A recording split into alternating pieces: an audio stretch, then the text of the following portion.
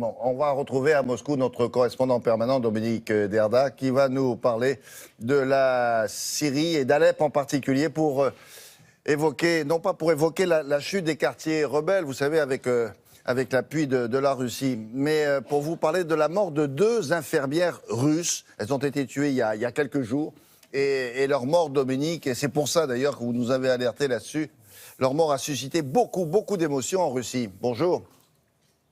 Oui, bonjour William. Beaucoup d'émotions en effet parce que ces 2 femmes n'étaient pas des combattantes mais des infirmières, de jeunes mères de famille et qu'elles s'étaient rendues en Syrie il y a quelques jours à peine pour aider les populations, pour les soigner, pour soigner les gens, ces femmes, ces hommes, ces enfants qui ont fui les quartiers d'Alep tenus par la rébellion et qui sont passés de l'autre côté, du côté qui est aux mains des forces loyales à Bachar el-Assad. Et c'est de l'émotion, c'est de la tristesse, mais c'est de la colère aussi que l'on ressent ici en Russie parce qu'on s'est bien rendu compte, les Russes sont bien rendus compte que la mort de ces 2 infirmières, eh bien, elles ne suscitaient guère de compassion à travers le monde, ni en Europe, ni aux États-Unis, comme si le simple fait d'être russe, d'appartenir à cette armée russe qui soutient le régime de Bachar el-Assad, faisait d'elles des coupables. Leurs corps ont été rapatriés en Russie, dans la région du Birobidjan, c'est à l'extrême est du pays, et c'est demain que devraient avoir lieu leurs obsèques. C'est un reportage réalisé avec Patrice Hacheret, Tania Tarasenkova et Volodya Sidorov.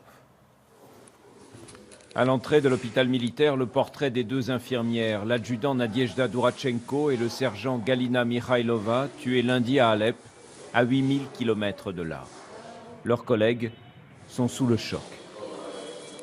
Elles étaient consciencieuses, toujours prêtes à donner un coup de main. On formait une équipe. Et aujourd'hui encore, j'ai du mal à croire qu'elles ne sont plus là. Ces images ont été tournées quelques minutes à peine après le bombardement. 2 obus tirés depuis la zone rebelle, disent les militaires russes. L'hôpital de campagne avait été installé la veille. Il devait accueillir les malades, les blessés qui avaient fui les quartiers aux mains de la rébellion pour rejoindre ceux tenus par les forces gouvernementales syriennes. L'une des infirmières est morte sur le coup, la seconde un peu plus tard. L'hôpital allait ouvrir, le personnel médical était en place, il y avait là tout le matériel, les médicaments dont nous avions besoin pour nous mettre au travail. Mais à 11 h du matin, les tirs ont commencé. Les 2 femmes n'en étaient pas à leur premier séjour en Syrie. L'été dernier déjà, elles y avaient passé de longues semaines. Leur mort a profondément ému l'opinion publique en Russie. Et le ministère russe de la Défense n'a pas hésité à accuser directement l'Occident qui soutient et qui arme certains mouvements rebelles opposés au régime de Bachar el-Assad. Le sang de nos collègues est sur les mains de ceux qui ont commandité ce meurtre, ceux qui ont formé, nourri et armé ces bêtes sauvages.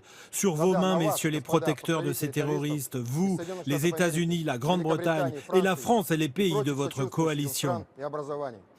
Le bombardement du petit hôpital a également fait plusieurs blessés, parmi eux ce médecin militaire, un pédiatre, Vadim Arsensiev. Il est grièvement touché, mais ses jours ne seraient plus en danger.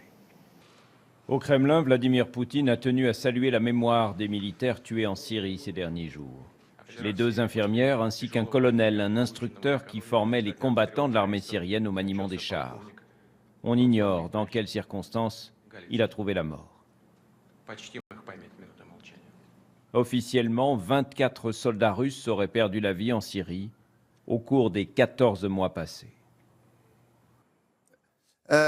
Dominique, avec l'arrivée prochaine de Donald Trump à la Maison-Blanche, est-ce que Vladimir Poutine espère que les choses vont évoluer dans son sens rapidement en Syrie ou pas ?